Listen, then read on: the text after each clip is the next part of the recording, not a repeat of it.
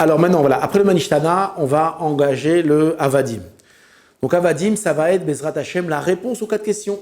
Dans les 4 questions dans Mishtana, on a demandé pourquoi est-ce que nous avait ce soir un comportement qui était contradictoire. D'un côté, on se comporte comme des hommes libres, on mange allongé, on trempe nos aliments 2 fois.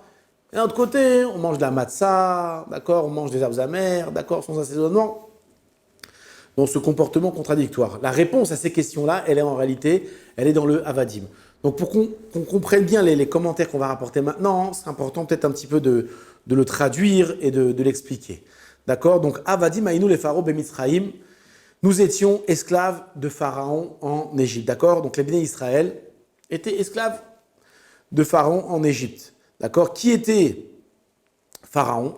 C'était pas simplement un roi, c'était un roi cruel d'un peuple cruel. D'accord? Les Égyptiens à l'époque, comme on voit tout au long du récit de Chazal, c'était un peuple qui n'avait pas peur de torturer, de faire du mal à ses semblables. Enfin, pas à ses semblables. Ils ne considéraient pas comme leurs semblables. C'était un peuple cruel, c'était un peuple dur.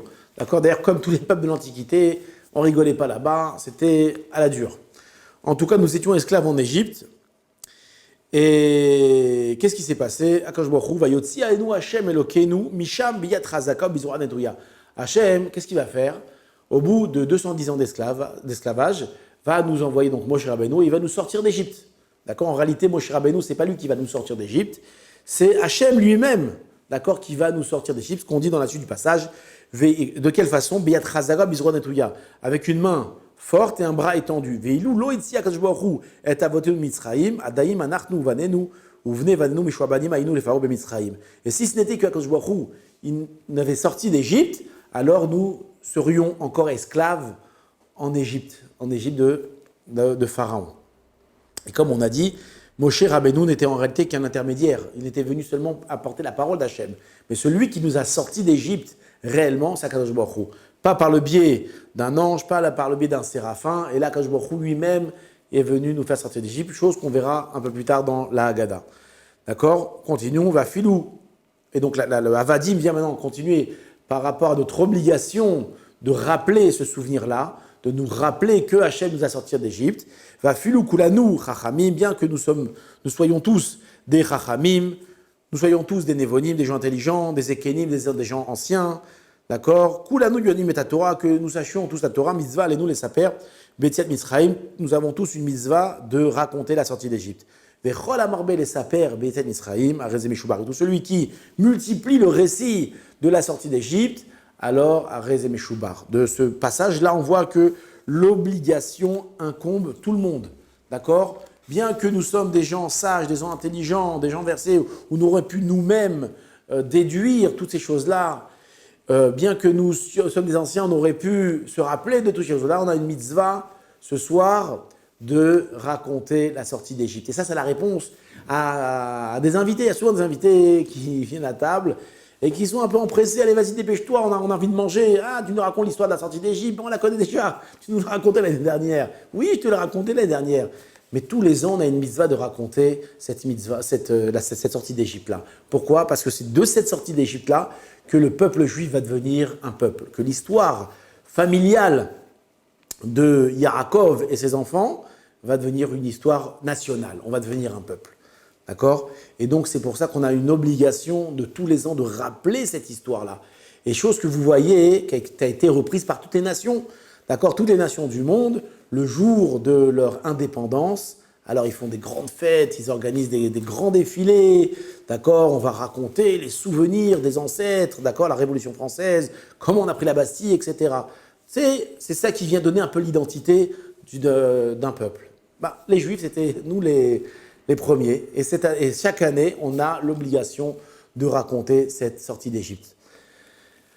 On raconte que le Rav Shach Alav Shalom, il a dit à son fils, il a raconté la Haggadah à son fils, et il a dit, mon fils, je te raconte la Haggadah comme mon père me l'a raconté, et comme son père l'a raconté, comme son père, le père de son père l'a raconté, et comme le père de son père l'a raconté, jusqu'à la sortie d'Égypte elle-même. D'accord? Cette mitzvah-là, cette transmission de récits, d'accord, c'est une transmission qui date de 3300 ans. Ça fait 3300 ans que nous autres juifs, nous sommes assis à table le soir du Seder et nous racontons la sortie d'Égypte à nos enfants.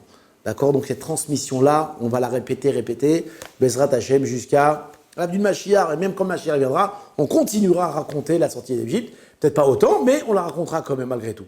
En tout cas, c'est une obligation sainte de raconter ce récit-là. Maintenant, il y a plusieurs petits passages, on va essayer de les commenter rapidement, Bezrat Hashem. Déjà, il y a une remarque que le Baal Haggadah vient nous dire. Quand on parle du Baal Haggadah, on parle de celui qui a compilé la Haggadah. D'accord? Le Baal Haggadah dit Avadim Aïnou les pharaons Bemitzraïm. Comme on l'a dit précédemment, nous étions esclaves en Égypte, à Pharaon, en Égypte. Qu'est-ce que ça vient signifier? Ça vient signifier que si nous avions été esclaves dans un pays de droit, on était esclaves en France par exemple, alors on aurait pu plus facilement traverser l'esclavage. Pourquoi? Parce que par exemple la France est un pays de droit, il y a des lois, alors on aurait eu certains droits, on ne serait pas comporté avec nous de façon sauvage. Mais ce n'était pas le cas. On était en Égypte dans un pays de sauvages. Des sauvages, des gens cruels, ils avaient tous les droits sur les esclaves. D'autre part, si on avait été esclave dans un pays, on va dire, de gens cruels, mais avec un bon roi, un roi qui fait attention à ses sujets, alors on aurait peut-être eu plus de chances aussi de traverser l'esclavage dans des bonnes conditions. Mais cette fois-ci, ce n'était pas le cas, parce que Pharaon, c'était aussi un roi qui était cruel. On a vu qu'à la fin de l'esclavage, qu'est-ce qu'il a fait Pharaon? Qu'est-ce qu'il s'amuse à faire? Il avait été lépreux. Et donc, il prenait chaque matin et chaque soir le sang de 150 petits juifs. On prenait 150 juifs le matin, 150 enfants juifs le matin, 150 le soir, on les égorgeait et pour permettre à Pharaon de faire un bain de sang. Donc ça, c'était une des petites cruautés que Pharaon faisait en Égypte. Donc nous étions esclaves, pas seulement dans un pays de gens cruels, mais aussi dirigés par un homme cruel qui était Pharaon. C'est vrai que c'est très loin, ça a 3300 ans, on a du mal un peu à s'imaginer. Alors il suffit simplement de voir un peu ce que les nouveaux pharaons ou les nouveaux dictateurs qu'on entend aujourd'hui à travers le monde se comportent avec leurs esclaves de façon cruelle. Alors imaginez ça au niveau national, dans une grande nation qui était censée être l'élite des peuples, se comporter avec cruauté envers les Juifs. Et ça, c'était le lot de nos pères pendant 210 ans en Égypte. Donc c'est ça que le Baal Haggadah vient signifier quand il nous dit qu'on était esclaves de Pharaon en Égypte. Maintenant, il y a une marque intéressante ici que j'avais rapportée dans le livre, où on dit comme ça, je vous lis le verset en français, « Nous étions esclaves de Pharaon en Égypte, comme on a dit, nous serions, si Hachem ne nous avait pas sortis d'Égypte, nous serions, nous, nos enfants et nos petits-enfants, encore asservis à Pharaon en Égypte. » D'accord? Alors la question qu'on pourrait se poser, est-ce que l'affirmation ici de Chazal, c'est une affirmation qu'on doit prendre au sens propre, que si Hachem ne nous avait pas sortis d'Égypte, on serait aujourd'hui encore esclaves? Est-ce qu'on doit la comprendre de façon telle quelle? Ou non, ça veut dire quelque chose, c'est une profondeur ici, il y a une façon différente de comprendre. Alors, comme j'ai rapporté ici, est-ce qu'on doit comprendre la chose au premier degré ou pas? Ça, on va laisser les commentateurs de la Torah discuter entre eux pour savoir comment on doit comprendre cette phrase-là. Ce que nous, on doit enlever de notre tête, et ça c'est important, et c'est une chose aussi qu'on doit expliquer à nos enfants, peut-être pas les petits parce qu'on va pas leur faire peur, mais à nos enfants, même à nos autres, qu'en réalité, il n'y a aucun problème de comprendre cette phrase au sens propre. Alors, les gens disent, oui, mais écoute, l'esclavage, ça a été aboli depuis longtemps. On voit qu'en Amérique, sauf même les Noirs américains qui avaient été donc pris en esclaves, on les avait kidnappés d'Afrique et on les avait rendus esclaves. Eh bien, arrivé un moment, on les a libérés. Ils ne sont pas restés esclaves éternellement. L'esclavage est aboli. On voit que dans toutes les nations du monde, à la fin, on a aboli l'esclavage. Alors, ça, je remarquais intéressant, j'ai entendu dernièrement, on m'a rapporté qu'en Italie, il y a beaucoup de méagrim, comment on dit en français méagrim, de migrants. Ouais, c'est le mot qu'on emploie en français. Donc, il y a beaucoup de migrants qui viennent de pays d'Afrique, qui viennent de Syrie, qui viennent de tous ces pays-là, qui sont un peu en guerre, et ils viennent donc migrer en Europe. Et bien, en Italie, j'ai entendu dire qu'il y a une grande partie des migrants africains qui travaillent comme des esclaves. Il y a plus de 700 000 personnes qui sont employées en tant qu'esclaves. Réellement, ils ont des conditions d'esclavage. Alors, sans raconter ce qu'on fait aux femmes, chez Mishmor, mais aussi les hommes travaillent dans des champs de façon très difficile, d'accord. Et c'est qui leur patron? La mafia. Je raconte que la mafia italienne a pour tuer, enfin, ces 700 000 personnes sont sous la tutelle de la mafia italienne. Et donc, on imagine bien, avec quelle cruauté, ils s'occupent de leurs employés, de leurs esclaves. Donc, on voit qu'on peut être en 2017 et encore vivre dans des conditions d'esclavage. Sans parler de tout ce qui se passe en Syrie, sans parler de tout ce qui se passe en Irak. D'accord, on voit que l'esclavage, l'humanité a beau vouloir dire qu'elle a évolué, en vérité, il n'y a rien qui a changé. Ça, c'est la première remarque. La deuxième remarque, c'est vrai que l'histoire a fait que l'esclavage a été aboli. Mais qu'est-ce qu'on sait? Peut-être que le noir américain, on l'a voulu l'abolir. Peut-être que lui, on ne l'aurait pas aboli. Peut-être que Béhémet, si Hachem ne nous avait pas libérés d'Égypte, eh ben, on serait, nous aussi, encore un peuple jeté au fin fond de l'Afrique. Et on travaillerait comme des esclaves.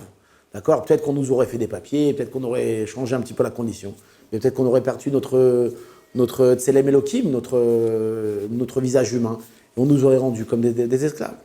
D'accord? Il faut être prophète pour savoir qu'est-ce que si Hachem ne nous avait pas sortis d'Égypte, qu'est-ce qu'on serait devenu? Peut-être que Ben sera encore en esclave. Il n'y a aucun problème donc de comprendre cette phrase au sens propre. Et donc, c'est pour ça que cette louange, ce soir-là, on doit remercier réellement Hachem de tous les bienfaits qu'il a fait envers nous et qui nous a libérés d'Égypte. D'accord? Il nous a libérés d'Égypte. Alors, on va rapporter maintenant un autre passage de Havadim. D'accord? Là-bas, on dit, comme on l'a répété hier, nous serions nos enfants, nous faisions fort encore asservis à Pharaon en Égypte. La Gemara dans Sanhedrin nous enseigne que celui qui sauve un juif, il sauve un monde. Pourquoi? Parce qu'en sauvant une personne, en sauvant un juif, c'est pas seulement lui que tu sauves, c'est aussi ses enfants, ses petits-enfants, ses petits-enfants, et toute la Torah qui va sortir de lui. Et donc c'est pour ça que nous remercions Akadosh Baruch Hu de nous avoir sortis d'Égypte. D'accord? Parce qu'en nous sortant d'Égypte, c'est pas seulement nos pères qui l'a sauvé, mais c'est aussi les enfants de nos pères et les petits-enfants de nos pères, et c'est nous aussi. Si aujourd'hui on est là, c'est qu'Akadosh Baruch Hu, 3300 ans avant, il a sauvé notre grand-père. Et par ce mérite-là, aujourd'hui, ce soir, nous sommes ensemble en train de manger, d'accord, la matzah tout en famille. D'accord, c'est pas le mérite que Hachem nous a libérés 3300 ans en arrière. Il y a une histoire qui est pas sympathique, qui fait très très peur, par rapport au fait de sauver une personne. Alors, on raconte que le Khatam Sofer, il raconte qu'à l'époque du Maharsha c'était un des grands commentateurs de la Torah, d'accord. Il y avait dans la vie du Maharsha, il y avait un impie notoire, un monsieur extrêmement rachat, un monsieur vraiment que lorsqu'on le voyait, on changeait de trottoir, un monsieur qui faisait beaucoup du mal à la communauté. Les gens le redoutaient, ils avaient peur de lui, ils avaient peur de se faire dénoncer par ce personnage-là. Et lorsqu'il est mort, alors imaginez-vous, on peut dire la joie des coreligionnaires, mais imaginez-vous, les gens étaient très tranquilles. Hachem, il nous a enlevé cette calamité. Et cette personne qu'on a dit, c'était un rachat notoire, tout le monde le connaissait. Mais bon, il fallait malgré tout l'enterrer. Et donc le soin d'enterrer, il a été donné donc à la Chevra Kadisha, aux pompes funèbres communautaires. Et lorsque, comme vous le savez, un mort, avant de l'enterrer, on doit lui faire la toilette. Et là, donc le mort, il était allongé sur la table, on faisait la toilette, et il y avait donc tous les gens qui participaient à la toilette, qui étaient autour de lui. Et là, il y a un des assistants, un des bonhommes qui travaillait à la pompe funèbre. Qu'est-ce qu'il a fait? Il s'est approché de lui, et il a fait ce qu'on appelle, en français, je ne sais pas comment on appelle ça, une pitchinette. Il a fait comme ça, un petit bing, comme ça, sur le nez, bing. Et tous les copains qui étaient autour de lui, ils ont éclaté de rire et on a bien rigolé. Bon, il y a eu l'enterrement, le monsieur a été enterré, je ne sais pas dans quelles conditions, mais en tout cas, il était enterré. Seulement, la personne qui avait fait cette petite pitchinette-là, qui avait fait ce petit coup dans le nez, le soir, il est parti dormir. Et en plein milieu de la nuit, là, il commence à rêver. Et de qui il rêve? Il rêve du mort. Et là, le mort s'approche de lui en rêve et il commence à crier « Je t'ordonne maintenant de venir avec moi devant le tribunal céleste !» Et le bonhomme, il voit ça dans le rêve. Bon, il est très choqué, mais bon, ça l'empêche pas de dormir malgré tout. Le matin, il se réveille, il se rappelle de son rêve, mais bon, c'est un rêve, c'est rien du tout. parce que j'étais devant le mort, et bon, c'est pour ça que j'ai pensé à lui. Le problème, c'est que pendant toutes les nuits, cet homme-là rêvait du mort. Et dans tous ses rêves, le mort lui apparaissait. Il lui a ordonné de venir immédiatement devant le tribunal céleste de se faire juger. D'accord? Il lui avait fait une grande honte. Il voulait maintenant le juger. Il voulait passer avec lui devant le tribunal céleste. Et ainsi de suite, tous les soirs. Au point que cet homme-là n'arrivait plus à dormir. D'accord? Il était angoissé. Il avait peur de retrouver encore, de faire un cauchemar, de revoir ce mort en rêve. Et les jours passaient et l'homme rentrait dans une dépression terrible. Il était très très mal dans sa peau, il n'en pouvait plus. Et donc, il a raconté ça à son père. Et son père, voyant son fils dans un état pareil, est parti voir le Maharsha. Il lui a raconté que chaque jour, le mort venait l'attaquer. Le Maharsha, grand personnage donc, le maître de la génération, a dit à son père, dis à ton fils de venir dormir dans ma chambre. Et lorsqu'il verra apparaître le mort, alors qu'il me réveille, et moi, j'essaierai d'intervenir. Et c'est ce qu'il a fait. Donc il est parti, il a dormi donc, chez le Maharsha. Et en plein milieu de la nuit, le mort arrive comme ça, il commence à lui faire une tête terrifiante. Et ce pauvre homme se mit à hurler, dans le rêve. Et tout d'un coup, le Maharsha donc, bondit de son lit et s'approche donc, du bonhomme et commence à dire à ce mort, qu'est-ce que tu veux chez lui? Laisse-le tranquille. À partir du moment où on a jugé sur terre, on n'a plus le droit de juger dans le ciel. Oui, un jugement comme ça, quelque chose qui a été jugé sur terre, ça y est, c'est décidé. Le ciel est en accord avec la décision des rabbanim sur terre. Le bonhomme, il dit non, je ne suis pas d'accord, je veux que cet homme-là vienne se faire juger de la honte qu'il m'a fait, il m'a grandement humilié. Et le Maharsha lui dit alors, écoute mon ami, pendant ta vie, toute ta vie, d'accord, tu t'es mal comporté, tu as été un rachat, tu étais un impie, tu as fait du mal aux gens. Donc, au contraire, cet homme-là, par le geste qu'il a fait, par la honte qu'il t'a mis, il a un peu expié de tes fautes. Et grâce à lui, t'es moins considéré comme un rachat. Et là, le mort va dire quelque chose de terrible. Il va dire, non, je ne suis pas un rachat. Toi, tu me considères comme un rachat, je ne suis pas un rachat. Quand je suis arrivé dans le ciel, on ne m'a pas considéré de cette façon-là. Comment on m'a considéré? On m'a dit que lorsque j'étais un peu plus jeune, il y avait, en effet, on m'a rapporté une histoire, que lorsque j'étais jeune, j'étais devant le fleuve, et il y avait des jeunes étudiants, des yeshiva, des bachour yeshivot, qui se baignaient dans le fleuve. Et il y a un des bachour, un des jeunes hommes, qui était en train de se noyer. Et qu'est-ce que j'ai fait moi? J'ai sauté dans l'eau et je l'ai sauvé de la mort. Oui.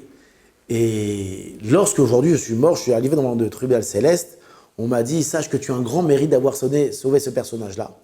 Parce que ce personnage-là est devenu un grand érudit. Il a eu des enfants qui sont eux-mêmes devenus des érudits, d'accord, qui viendront, Bezrat Hashem, des érudits. Et donc, sa Torah, et toute la Torah qui va descendre de lui, on va te la donner à toi, on va l'acquérir à toi. Donc, vous voyez que je ne suis pas considéré comme un rachat. Je suis considéré comme quelqu'un de bien, j'ai fait quelque chose de bien, j'ai sauvé la vie d'un juif. Et le fait d'avoir sauvé la vie d'un juif, ça m'a donné le mérite de sa Torah, de la Torah, de tous ses descendants. Alors là, le Maharsha lui dit, mais oui, espèce d'imbécile. Et maintenant, qu'est-ce que tu veux? Tu veux perdre tout ce mérite-là? Dis, sache aujourd'hui que si tu continues de la sorte et que tu tues cet homme-là, tu fais monter avec toi dans le tribunal céleste, qu'est-ce qui va se passer? Tous les mérites que cet homme aurait pu apporter s'il avait vécu tranquillement dans la vie, toute la Torah qu'il aurait pu tuer, les enfants qu'il aurait eu, et la Torah de ses enfants et de ses petits-enfants, d'accord? Eh bien, à cause de toi, elle va être perdue.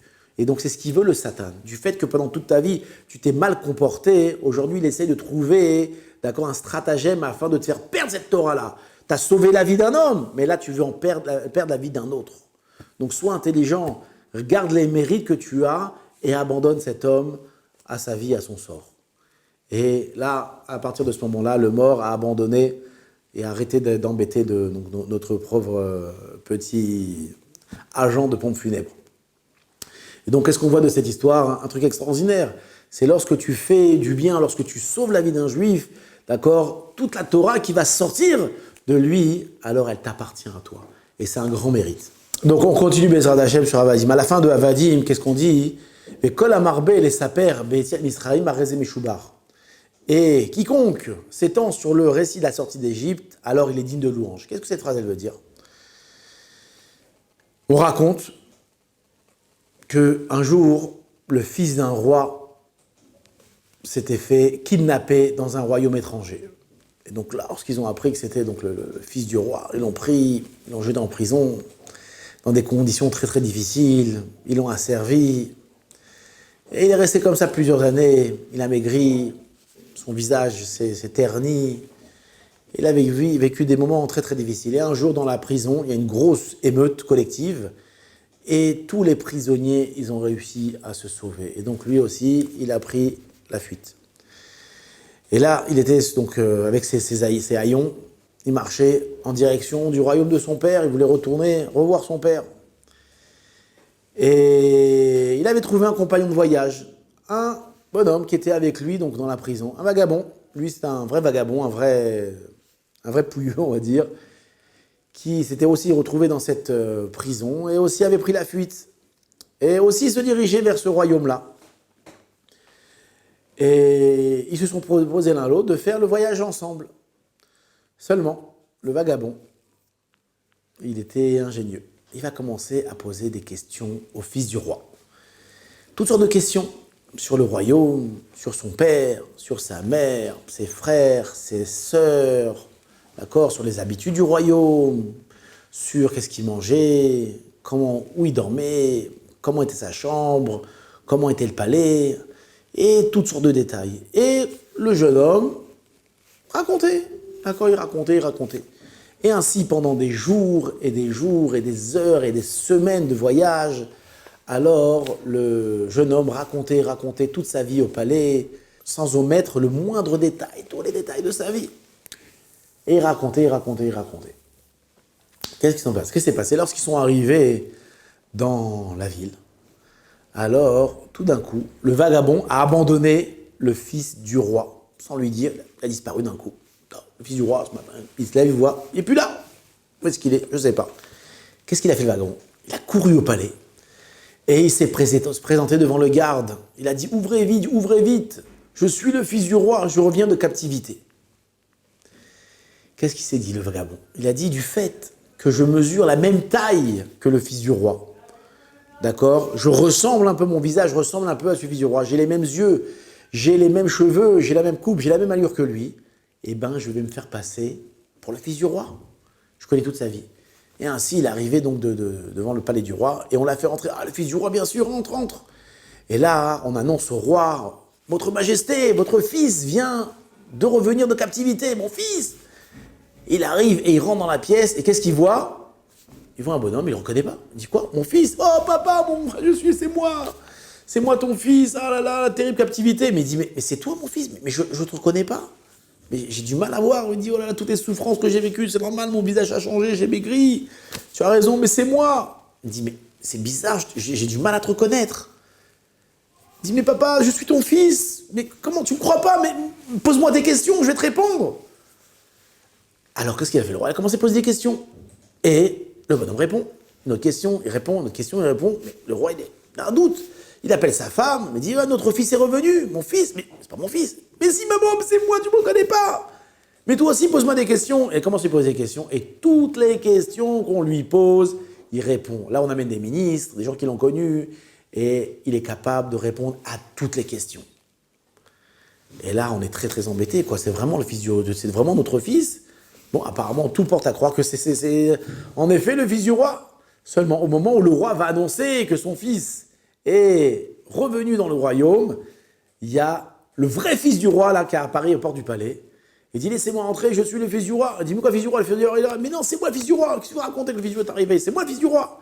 Et là, on le fait pénétrer dans le palais. Et le vrai fils du roi, donc, dit à son papa, c'est moi, je suis ton fils. Il dit, mais quoi, t'es mon fils? Mais mon fils, il vient d'arriver. Mais il dit, mais non, c'est moi ton fils. Qui est arrivé? Et là, on ouvre la porte et on voit le vagabond. Et le vagabond regarde le fils du roi, fils du roi, il dit, quoi? T'as pas honte? Tu t'es fait passer pour moi, tu m'as laissé raconter toute ma vie, tous les détails de ma vie. Maintenant, tu usurpes ma personnalité, tu n'as pas honte. Il dit, quoi? Mais c'est toi, tu n'as pas honte, tu te fais passer. Tout ce que je t'ai raconté, maintenant tu te fais passer pour moi. Et là, le père, la mère, ils ne savent plus quoi faire, ils sont embêtés. Mais c'est lui, c'est qui? On est embêtés. Et là, à ce moment-là, il y a un des ministres qui s'approche du roi. Il dit, écoutez, roi, laissez-moi moi les interroger et je vais vous découvrir qui est réellement votre fils. Il s'approche du premier, du vagabond. Tu dis-moi, tu étais donc en esclavage. Est-ce que tu peux me raconter ce que tu as vécu là-bas? Qu'est-ce que j'ai vécu là-bas? Terrible. Oh, combien j'ai souffert. On vivait dans des conditions qui étaient très très difficiles. Il faisait froid la nuit, il faisait très chaud en été. On nous démangeait du pain. Pour une petite tranche de pain, on devait des fois se battre. C'était très très difficile. On avait des habits sales, on nous faisait travailler très très difficilement. Aïe, j'ai du mal à me rappeler de tout ça. Il se met à pleurer, il se met à trembler. Aïe. Bon, très bien. Après, il convoque donc le deuxième, donc le vrai fils du roi. Il dit, dis-moi, tu étais asservi, tu es en esclavage. Est-ce que tu peux un peu me raconter un peu ce que tu as vécu là-bas? Il dit, aïe. Qu'est-ce que c'était dur, mon Dieu, qu'est-ce que j'ai souffert. Lorsqu'ils m'ont pris en captivité, lorsqu'ils ont appris que j'étais un fils de roi, alors ils se sont comportés avec plus de cruauté envers moi. D'accord, c'était très très difficile, surtout pour manger. Pendant des jours et des jours, j'ai rien pu manger. Ils prenaient du pain, ils nous le jetaient par terre. Mais comment on pouvait manger du pain qui était par terre, qui était sale, c'était dégoûtant. Et mis à part ça, comment on pouvait se battre pour une tranche de pain? D'accord, moi j'ai pas appris à me battre. Moi j'ai grandi dans le palais, on m'a toujours éduqué à être poli. Et lorsque je voyais comment ils se déchiraient pour une tranche de pain, j'osais pas. C'est seulement avec beaucoup de temps que j'ai réussi à m'y faire. Et j'ai eu beaucoup de mal là-bas parce que on était toujours sales, on avait les mains sales. Comment on pouvait manger avec les mains sales du pain? Mais c'était dégoûtant. En plus, du pain sec, sans viande, sans rien du tout. C'était très difficile à manger. D'autre part, on ne nous permettait pas de nous laver. J'avais sans arrêt, j'avais les habits sales. C'était la plus grande des souffrances. La faim, encore, j'ai réussi à la supporter. Mais de vivre du matin au soir avec des habits, avec des haillons sales sans arrêt, c'était extrêmement difficile. Et le soir, on devait dormir à même le sol. C'était très très froid. Je me rappelais de mon lit douillet avec les draps de soie que j'avais. Je pleurais. Je pleurais en me rappelant de tout le confort que j'avais au royaume. Aïe, quelle souffrance, quelle souffrance. Et là, le conseiller du roi s'approche donc du roi et lui dit, je peux t'affirmer que le deuxième, c'est ton fils, pas le premier. Et là, le roi dit, qu'est-ce que tu en sais? Tout simplement, en fonction des réponses qu'ils m'ont données chacun. Le premier, qui est un escroc, qui est un simple vagabond, qui apparemment, toute sa vie, a vécu dans la misère. Lorsque je lui ai demandé comment il a vécu l'asservissement, l'esclavage, alors il a essayé de réfléchir et de me dire plus ou moins comment un homme souffre en esclavage. Il m'a décrit des choses tout à fait anodines. On ne ressentait pas réellement qu'il avait vécu en tant que fils de roi. Il a décrit ce qu'un homme normal vit en esclavage. Tandis que le deuxième, lui, qui est un réel fils de roi, qui a vraiment grandi dans le luxe et dans l'abondance, d'accord, dans son récit, on a bien ressenti les souffrances d'un fils de roi, d'accord, de manger, d'être pas capable de manger avec les mains sales, d'accord, ça c'est quelqu'un qui a vécu dans l'hygiène la plus extrême qui peut comprendre une chose pareille. De ne pas se changer, d'accord, à l'époque apparemment, ce n'était pas des gens qui changeaient des habits tous les jours, c'était les rois qui changeaient d'habits tous les jours. Donc par son récit, par les détails de son récit, j'ai compris que lui était réellement le fils du roi. Parce qu'il m'a dit ce qu'un fils de roi pouvait ressentir en esclavage. Donc c'est une jolie histoire, mais qu'est-ce qu'elle vient nous apprendre cette histoire-là? Alors on voit que dans certaines familles, Bezrat Hashem, toutes les familles sont bien, mais bon, Bezrat Hashem, les athlètes, on se renforce, on se rapproche de la Torah. Mais on voit dans certaines familles que le récit de la sortie d'Égypte, alors c'est un récit, bon, on était en Égypte, Hashem nous a fait des miracles, et voilà, allez vas-y, amène le msouki, on a faim. Tandis, donc pourquoi pendant ces familles-là, la sortie d'Égypte, bon, c'est un événement historique, mais qui n'est pas tellement lié avec leur personnalité, avec leur vie. Bon, on était des esclaves, et après, et à quoi? Et donc dans cette libération, il n'y a ni enthousiasme, ni ferveur, ni passion. D'accord, pas très... Tandis qu'il y a des familles où là, le récit de la sortie d'Égypte, alors là, c'est de l'enthousiasme, et on raconte, et on parle encore, sans arrêt toute la nuit, jusqu'à 3 heures du matin, et on raconte des détails, et on chante, et on est heureux, d'accord? on veut transmettre aux jeunes générations le message de la sortie d'Égypte. Alors ça, là, dans ce cas-là, on vient montrer, on vient aussi dévoiler Hachem. Parce que comme on avait dit, rappelez-vous, dans un des premières vidéos qu'on avait fait, on avait expliqué que les anges venaient écouter ce récit-là. Alors les anges, là, ils remontent chez Hachem, disent « Ouai, ouai, ouai, on était chez un tel. Si tu vois avec quelle ferveur il a raconté la sortie d'Égypte. Ouai, ouai, ouai, lui, ça prouve réellement mettre qu'il a sorti d'Égypte. Et que tous les miracles que tu lui as fait, alors il en est conscient, il en est heureux, il te remercie réellement. Cet homme-là vaut le coup qu'on lui fasse encore des miracles. D'accord? Si il est autant enthousiaste de cette sortie que tu lui as fait il y a 3300 ans, alors lui aussi il mérite Bezrat Hashem très prochainement d'être libéré à son tour avec le Mashiach. Donc Bezrat Hashem, que Hashem nous donne le mérite de ressentir la sortie d'Égypte comme il se doit, et par ce mérite-là, peut-être que Akadosh Baruch Hu, il aura pitié de nous et il nous fera faire partie aussi de ceux qui sortiront de ce nouvel esclavage. Hashem Yeh Be'ezrenu.